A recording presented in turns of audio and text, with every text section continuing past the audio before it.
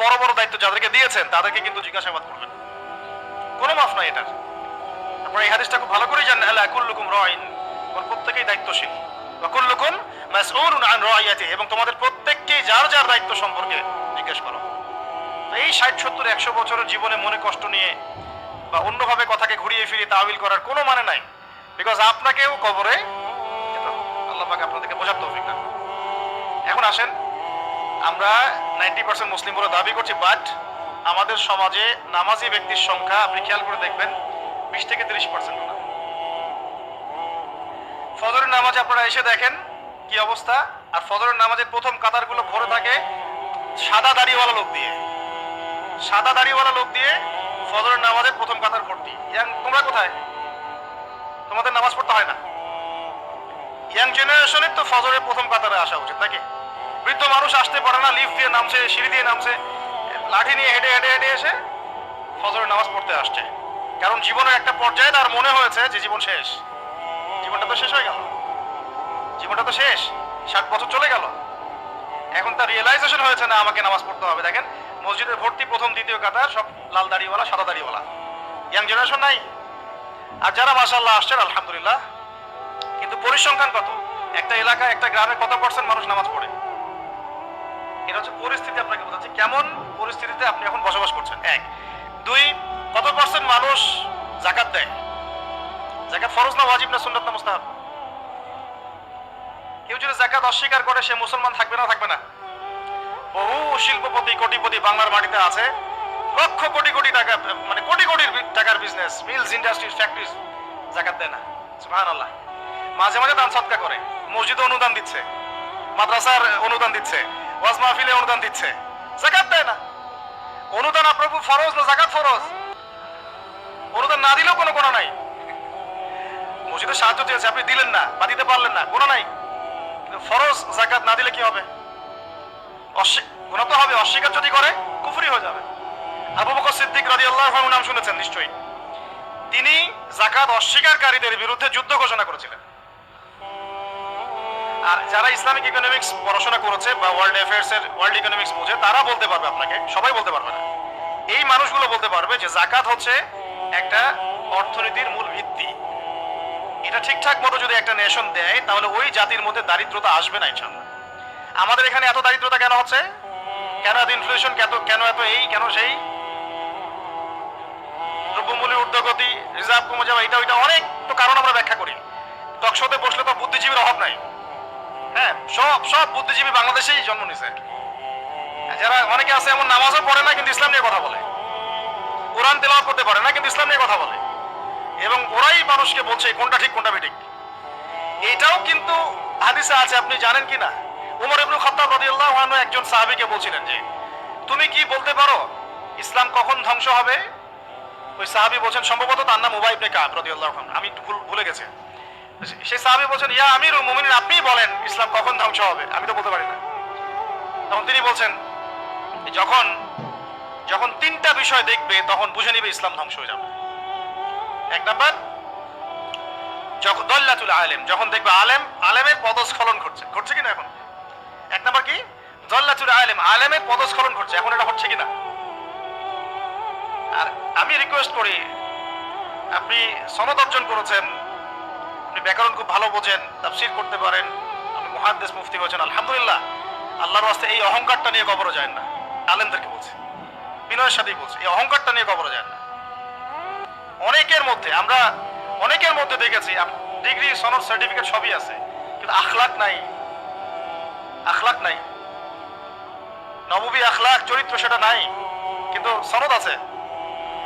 অনেকের ভিতরে কেবর আছে, জ্ঞানের অহংকার, এটা নিয়ে কবরে যায় না। অনেকের মধ্যে আছে হিংসা, এটা অনলাইন খুললেই বুঝতে পারেন। যে ভাষায় একজন আলেম আরেকজনকে গালিগালাজ করতেছে অনলাইনে, এটা কোনো মুনাফিকেরও ভাষা হতে পারে না। এই ভাষায় মুনাফিকরা একে অপরকে গালিগালাজ করে না। এখন এমন ভাষায় আমরা গালিগালাজ করছি একজন আরেকজনকে অনলাইনে। খেয়াল করে দেখেন, এগুলো দেখে কি সাধারণ মানুষ আমাদেরকে ভালো বলবে মনে করেছেন? বরং সাধারণ মানুষের ইসলাম সম্পর্কে বিরূপ ধারণা সৃষ্টি হয়।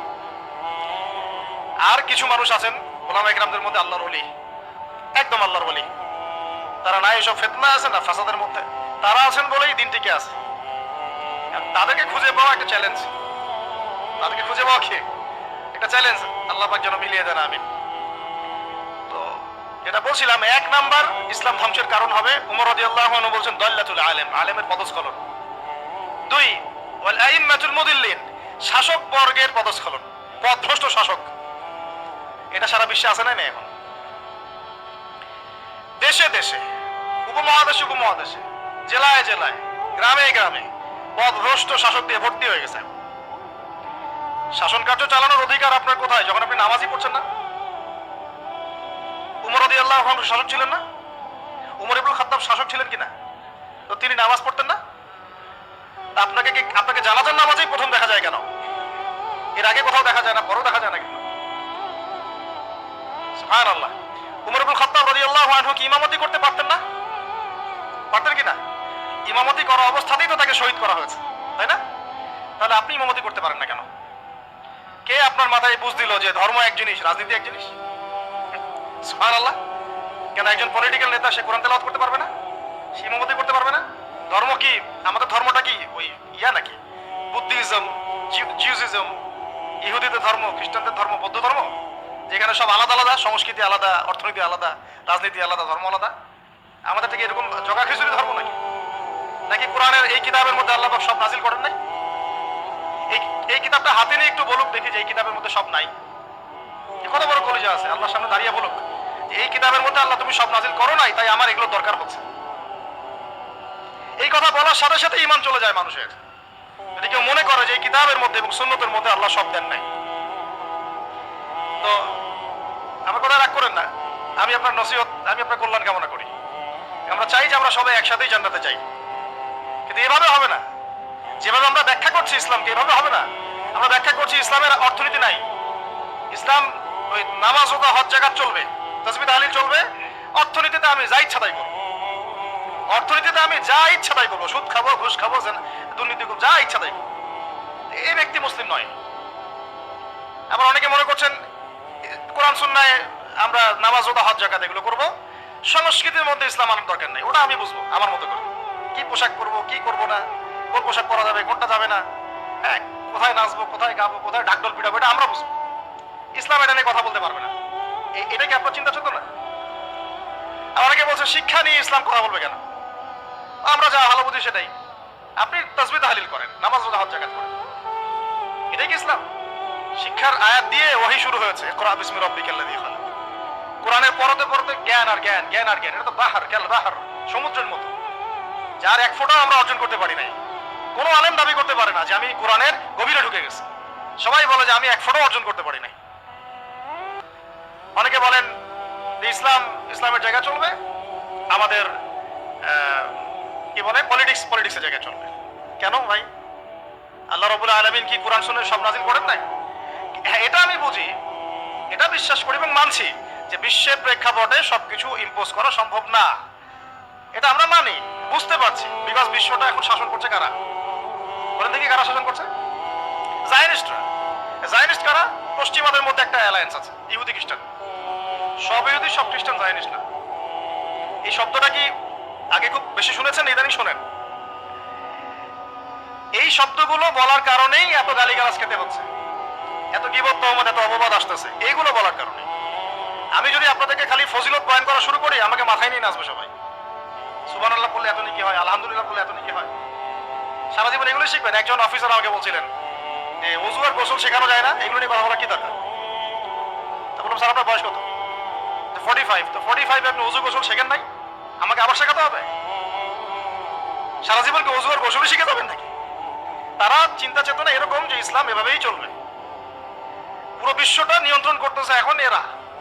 শুধু কি বিশ্বের পলিটিক্স থেকে শুরু করে অর্থনীতি, সমরনীতি, অস্ত্রশস্ত্র, মিডিয়া, প্রযুক্তি সবই নিয়ন্ত্রণ করতেছে।